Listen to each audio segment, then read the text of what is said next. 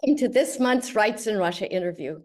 It's September 30th, 2024, and our guest today is Oleg Kozlovsky, a senior strategic advisor at Amnesty International and a human rights activist of long standing. Previously, he has been the executive director of Vision of Tomorrow Foundation, an analyst with the Anti-Corruption Policy Lab at the Higher School of Economics in Moscow, and also worked at Transparency International in Russia. He's been an activist with Navalny's team and was co-founder of Oborona, a democratic youth movement in Russia. He has been an organizer of many nonviolent protests and rallies in defense of democracy and human rights in Russia, Belarus, Ukraine, and Moldova. He's been arrested and detained multiple times for this and was conscripted illegally into the army, released only after an international civic campaign of support. Oleg has also been a visiting scholar at George Washington University, studied math at Moscow State University, and democracy and development at Stanford University. Originally from Moscow, he currently lives in Wiesbaden, Germany. Welcome to Rights in Russia, Oleg. Thank you, Mary. So for some years now, Amnesty International has no longer had an office in Russia. How much more difficult has that made it to understand what is going on in terms of human rights developments in the country? Indeed, our office was closed by the Ministry of Justice of Russia in April 2022, so just 2 months after the full-scale invasion. And the reasons for that were never clearly stated. They basically just posted a list of about a dozen foreign and international organizations whose offices they closed, citing some violations of Russian legislation. I think we were the only one or one of the few organizations that tried to sue the government over this decision. But surprise, surprise, the Russian court stood on the side of the Russian government and denied our lawsuit. But nevertheless, we continue to work on the country remotely for 2.5 years already. And of course, it's harder because we have much more difficulty accessing first-hand information. For instance, before that, I or my colleagues would attend trials, attend protests, and see ourselves what is going on there.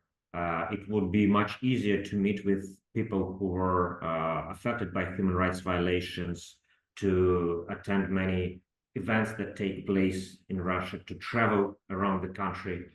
Now we only have to rely on the internet, on remote learning about the events on the ground. We still have quite a wide network of trusted contacts, sources, people who get in touch with us, people who we can get in touch with. We have partners, partner human rights organizations still operating in Russia or operating both in Russia and internationally. There are still international media outlets, although most of them also had to leave the country, so they also struggle with the same problems as we do. But I wouldn't say that we don't have information. But of course, it requires more time and more effort to get it, to verify it, and to collect more details about any cases or any issues that we want to research. This is across the whole country. You're still getting information. Yeah, we work across the whole country. We don't have any geographic limitations. Of course, we are talking about the internationally recognized territory of Russia, things that are taking place in areas occupied by Russia.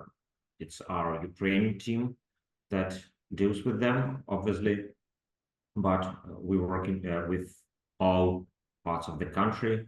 I also want to mention that sometimes we can use official data because the Russian authorities still publish quite a lot of information on websites, for instance, statistical data, some court decisions and judgments, and of course, a lot of official press releases that we also use.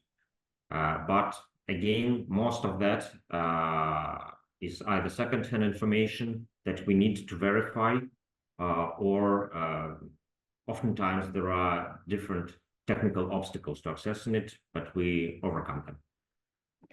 So your personal history as an activist goes back many years before you joined Amnesty.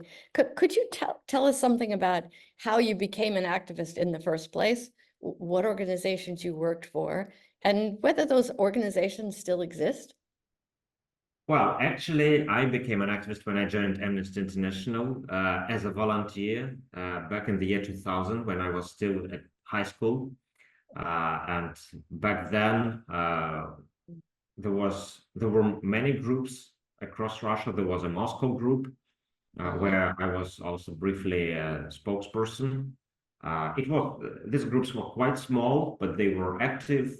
And at that time, there was very little, if any, pressure or counter activity against our work, although the authorities were already looking with some suspicion or just ignoring human rights groups, but we operated quite freely and without any sort of fear. After a few years, I joined Union of Right Forces, which was a political party with Boris Nemtsov as one of its leaders. Then I was one of the founders of Oborona, which I think you mentioned when you introduced me. It was a youth protest group which stood up against human rights violations and authoritarian trends in the Russian politics and practices. After that, I was back with Boris Nemtsov for his solidarity movement. I also worked, as you mentioned, with Transparency International, and then I had my own small NGO that mostly provided training and various assistance to activists and civic organizations across the country. And finally, I made the full circle and returned to Amnesty International 6 years ago, now in the capacity of Russia researcher, which I still partially take this role, but most recently I've also been helping coordinate research across the whole region of Eastern Europe and Central Asia, but also continuing my research in Russian issues. Unfortunately, but perhaps not surprisingly, I think none of the organizations I mentioned, except Amnesty International and Transparency International, continue to exist. And these two international organizations have been pushed out of Russia. So I think this also reflects the overall trajectory of the country, where 20 years ago you could quite safely, if not very effectively, perhaps, participate in human rights activism, in protest groups, in various political activities that were critical of the government, and you could do it openly and without much repression against you. Now it's even almost unthinkable of such group existing anywhere except underground or in exile. Yeah, it's generally recognized that the human rights situation just got drastically worse following February 2022, when Russia launched the war against Ukraine.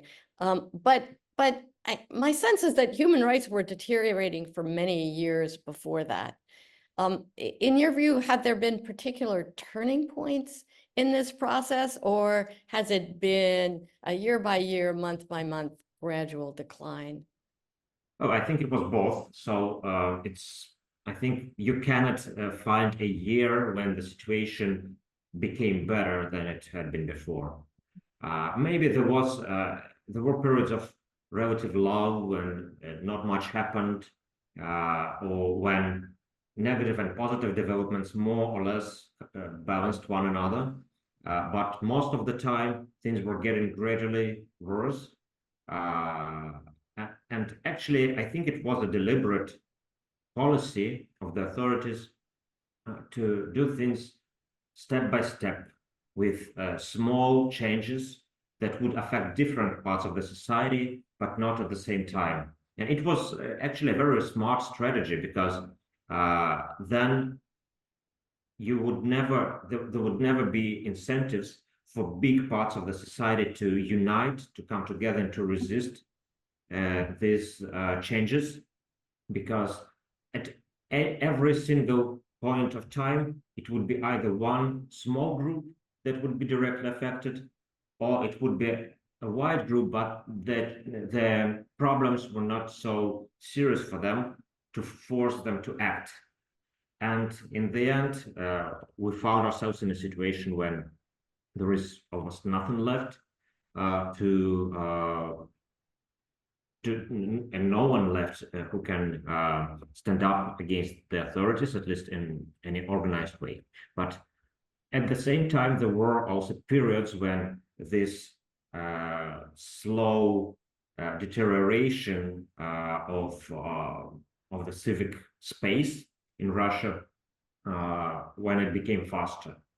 I think, well, at least in my during the time that I've been an activist since the year 2000, I think one such period was around 2005, when the authorities became afraid of the Orange Revolution in Ukraine, and in general, they felt that they were not as secure as they had thought.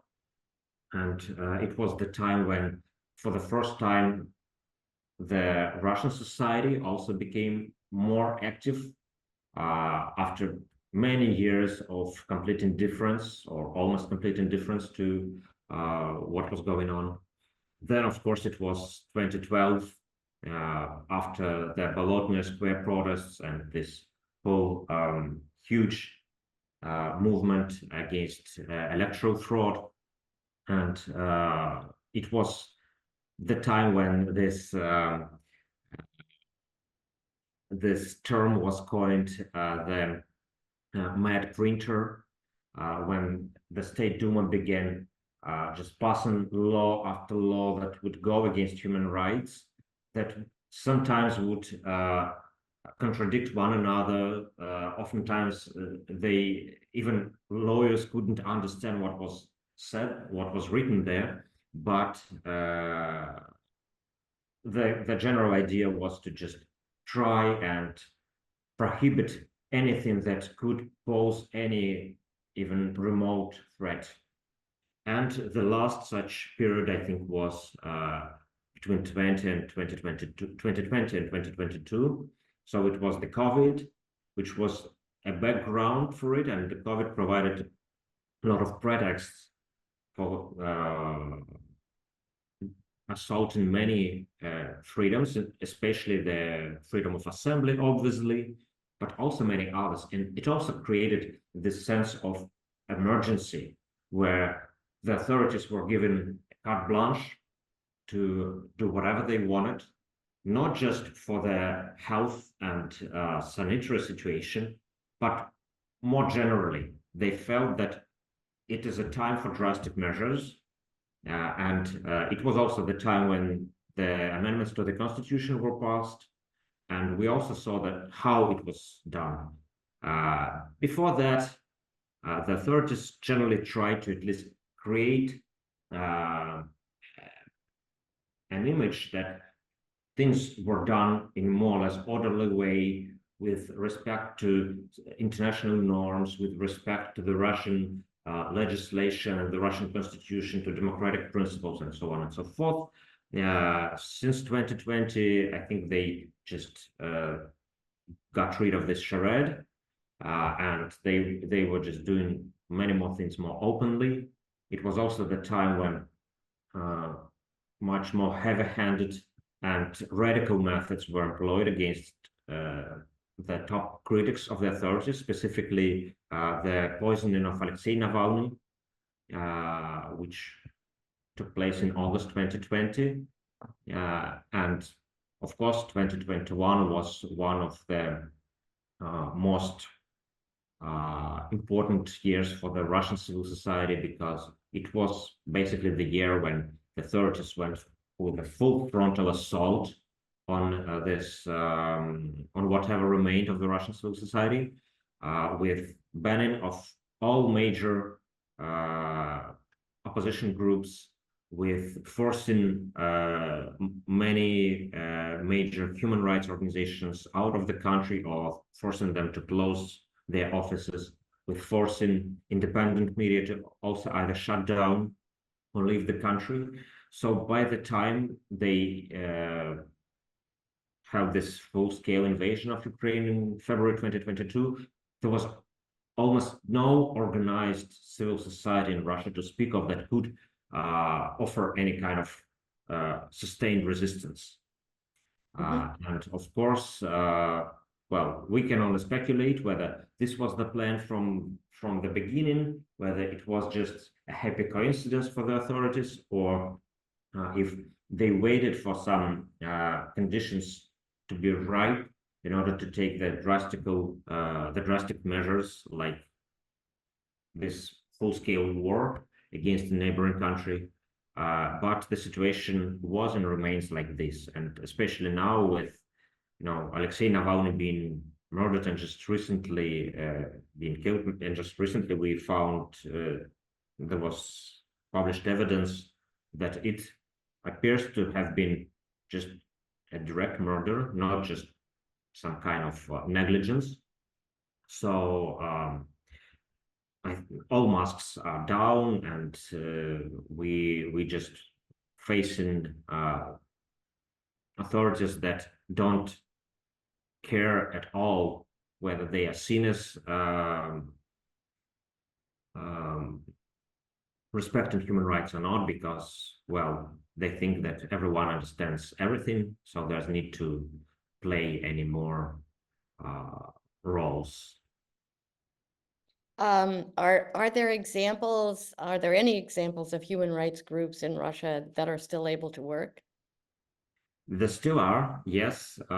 Some groups, with their resilience, with their courage, sometimes due to the areas where they work in, continue to work inside Russia. So I would name, for instance, Civic Assistance. It's the biggest and perhaps the oldest human rights organization in Russia, helping migrants and refugees.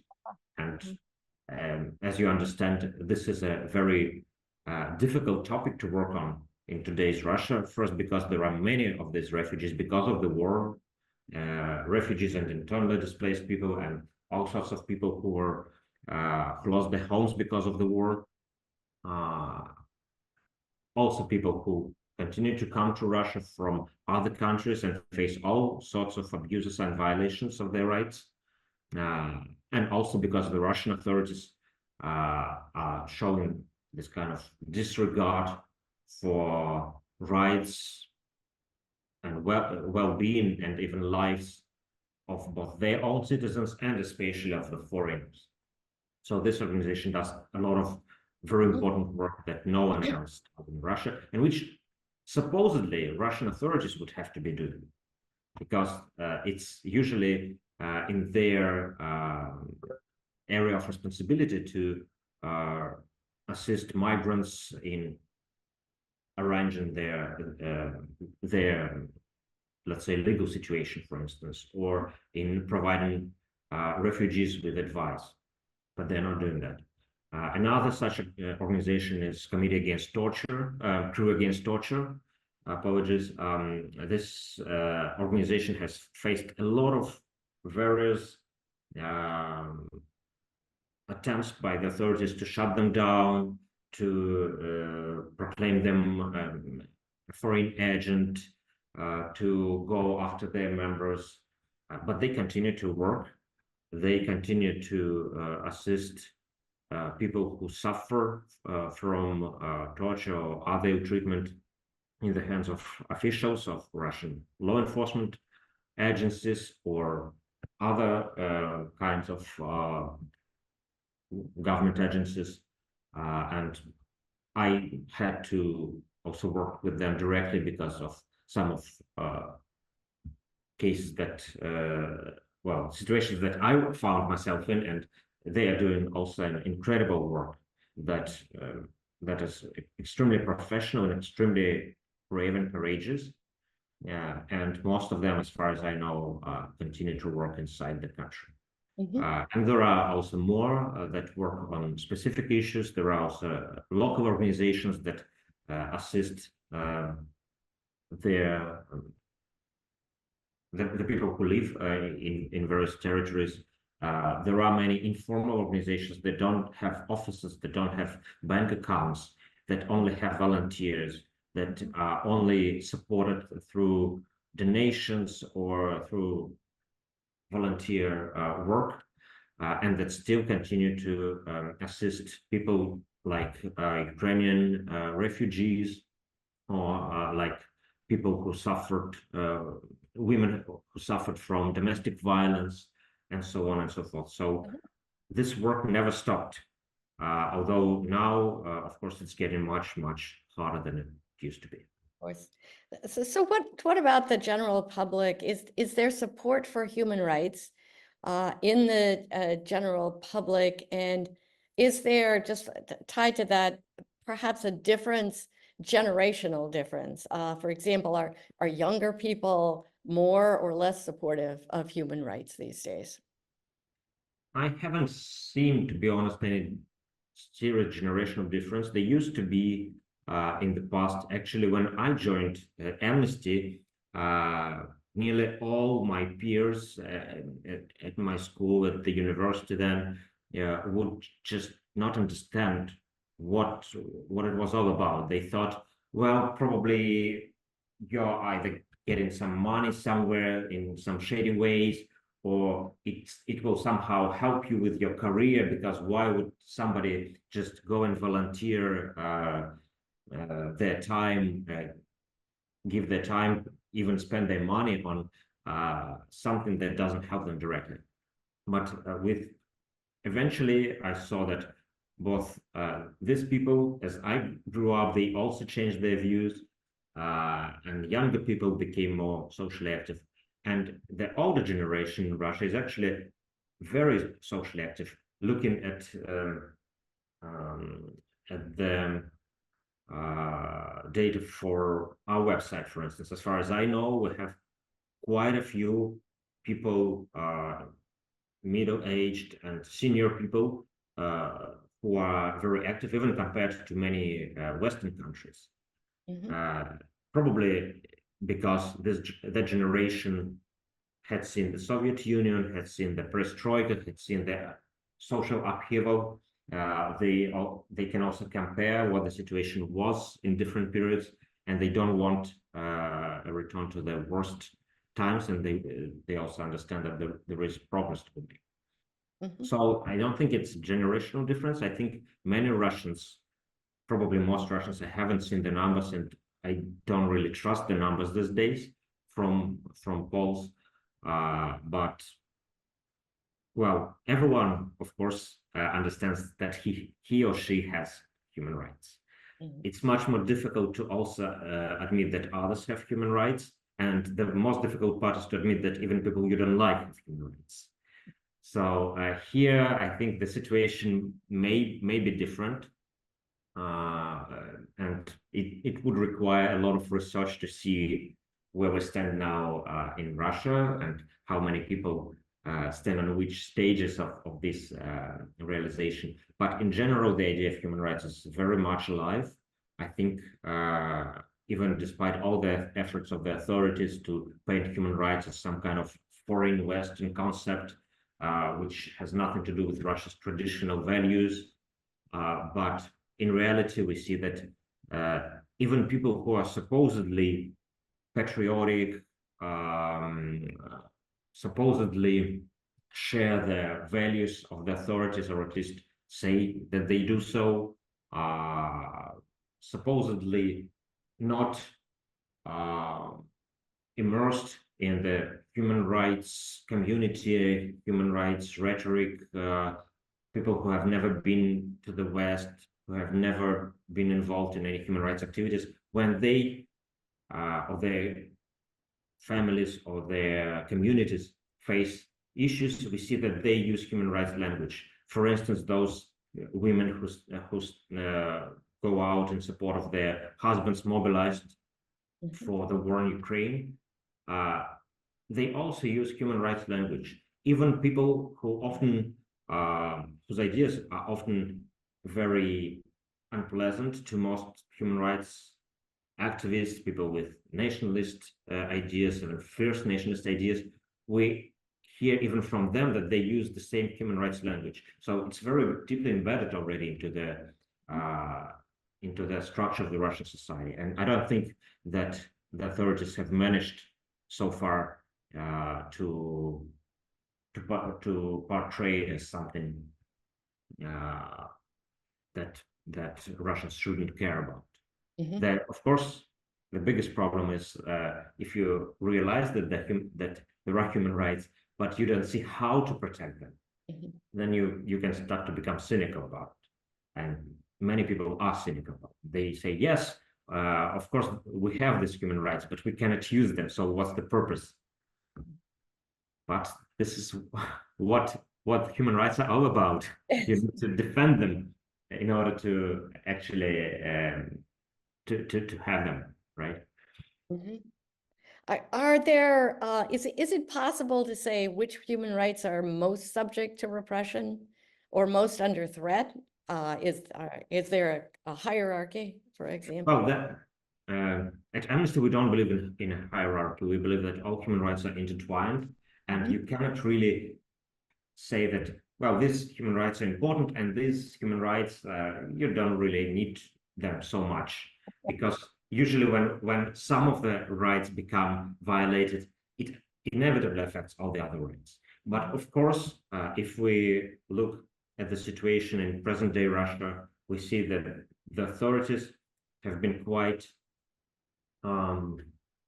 persistent in their assault on the civic and political freedoms, freedom of expression, freedom of peaceful assembly, freedom of association. I would say that, for instance, freedom of peaceful assembly barely exists in Russia today because there are very few protests. They are quite small. They are almost always immediately broken apart. Participants are punished harshly. There is some degree of freedom of expression because the internet is still not tamed completely, although the authorities are doing all to do that. And freedom of association it really depends on what kind of association you're doing. So some are tolerated, some groups where the authorities don't see any threat to their power, while others are ruthlessly destroyed. So it's a very different situation in different areas. Of course, in a country which wages a war, an aggressive war, the first right that you think about is the right to life. And of course, it would be perhaps correct to start with this right and to mention that Russian authorities violate this right every day and nearly probably every hour, every minute in their war against Ukraine, but also inside Russia, and it's very difficult to draw the line where the war situation ends and the civic situation starts. For instance, the torture, the freedom from torture and other ill treatment, this right is violated, of course, for Ukrainian prisoners of war, for civilian detainees, but also for Russian prisoners, so-called political prisoners. We don't use normally this term. We say prisoners of conscience or just people prosecuted on political grounds, and also for just ordinary general prisoners who might have committed some crimes, but they should never no one should ever be should face torture. And also this year we saw that the Russian authorities are beginning to actually exercise and practice torture openly. We saw it in the case of those people accused of participating in the attack on Crocus City Mall earlier this year, and they were tortured almost live on television, and the authorities were proudly showing it, or at least doing nothing to conceal it. So this is also a very, very worrying and well, dangerous trend. The right freedom from discrimination. We see it everywhere. We see violation of this everywhere with be it LGBTI people, be it people of different skin color, of different religion. Russian authorities always they try to play two games at the same time. So on one hand, we hear rhetorics, especially from people like Vladimir Putin, that speaks about unity, about how everyone in Russia, regardless of their ethnicity or their religion, are united, especially when it comes to being united against common enemies. At the same time, we also see authorities often blaming some groups, marginalized groups, for problems. We see them using xenophobic rhetoric. We see them turning a blind eye to non-state actors using that. And this really poisons the Russian society. Mm-hmm. So it would be probably an easy exercise to find some freedoms, or difficult exercise, on the other hand, to find some freedoms that are not violated in Russia. So, of course, the right to fair trial, the right to privacy, right to family life. Actually, despite all the talk about traditional values, just this year we published several pieces of research about how authorities go after children, how they go after parents of children, how they isolate people imprisoned on political grounds from their families. And by the way, this year was proclaimed in Russia the year of the family. So it's when we look at the situation on the ground, there is almost nowhere where we can see that, okay, this situation is satisfactory. There is nothing to worry about in this area. Everywhere we see problems, and like I said, they are all interconnected. Mm-hmm. So another development associated with the war has been Russia's expulsion from the Council of Europe and the jurisdiction, hence, of the European Court of Human Rights. So how great a loss do you see this is for the cause of human rights in Russia? Yeah, well, technically, Russia was expelled from the Council of Europe, and at the same time, it announced that it was leaving on its own because they didn't want to be expelled. They wanted to leave as they wanted. Even before that, Russia had been ignoring many judgments of the European Court of Human Rights, especially those judgments that dealt with politically sensitive issues or politically sensitive cases. Again, we can mention Alexei Navalny, who the European Court of Human Rights repeatedly found that his rights were violated, and repeatedly called on the Russian authorities to stop these violations, and this was completely ignored. We can also see many other cases, including cases related to Mikhail Khodorkovsky and his prosecution, where it was just a lot of money that Russian authorities were told to pay, but they never did, I believe. In general, their approach was, had been before they left the European Council, the Council of Europe, we are paying the monetary compensations, but we are not implementing any of the so-called general measures. So the way the Council of Europe operated, and its most important institute for Russia was the European Court of Human Rights, was they looked at specific cases. They said, okay, the rights of these people were violated. You have to pay them the compensation, but oftentimes it said you also have to implement certain reforms to prevent these violations going forward. And Russian authorities, they would, in most cases, pay the money, but just ignore the needs for the reforms. It would still create some tension because technically these decisions of the European Court were obligatory for Russian courts, and they often found it very difficult to ignore these decisions, especially when they were directly cited, when they directly affected and applied to the situation. So when Russian authorities and Council of Europe parted ways, I think a lot of Russian judges had a sigh of relief, because they didn't need to somehow please their superiors and at the same time pretend to be following the European Convention of Human Rights. In practice, what it means is people in Russia who try to defend their rights cannot cite neither the European Convention nor many of these very good and progressive judgments of the European Court, which means that they are left alone with the Russian quite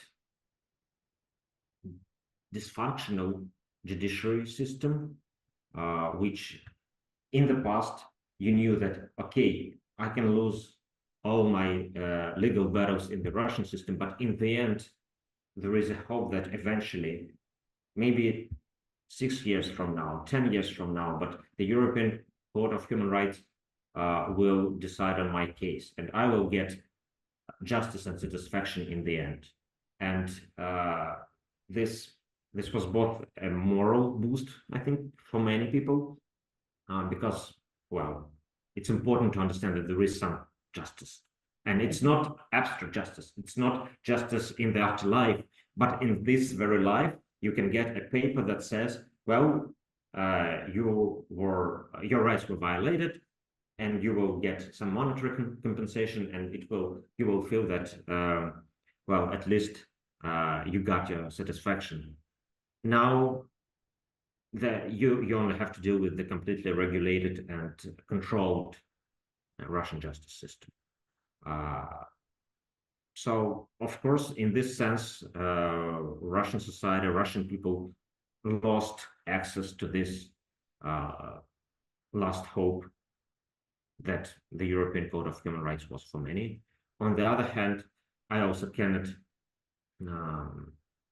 criticize the decision of the Council of Europe, because I understand that Russia was not sharing or acting on the values of the Council of Europe for many years, and eventually their patience ran out.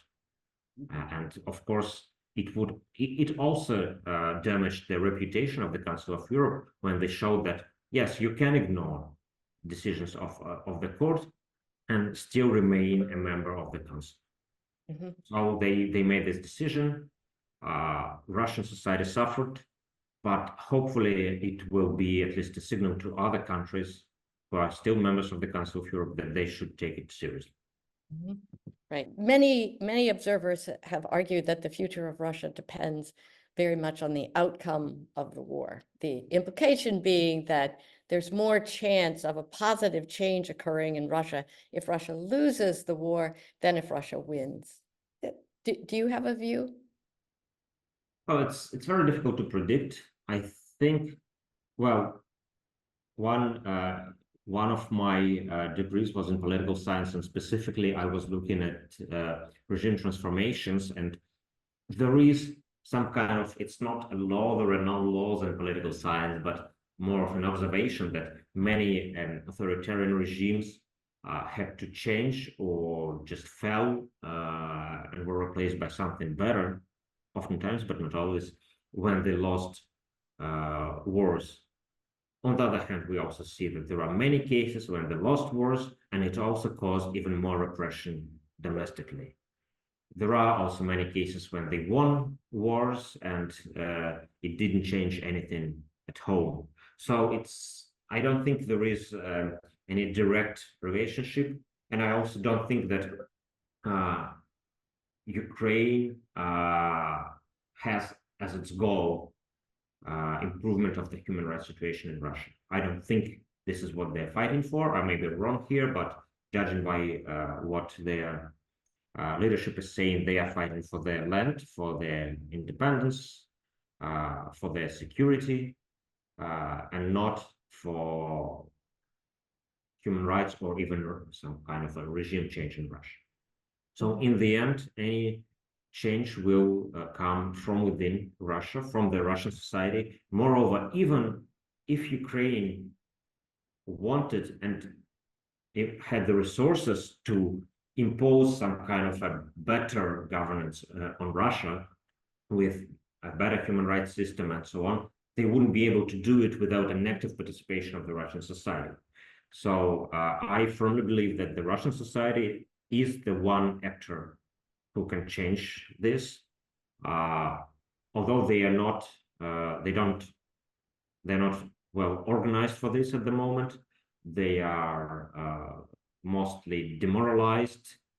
They are disoriented. They are oppressed, and of course they require solidarity, help, any kind of assistance from the international community.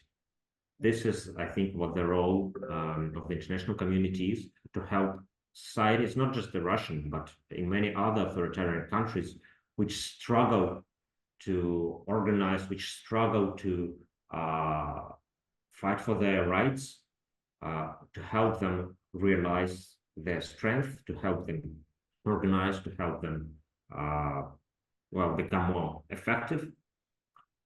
And this, I think, is the way towards a better Russia, a better world in general.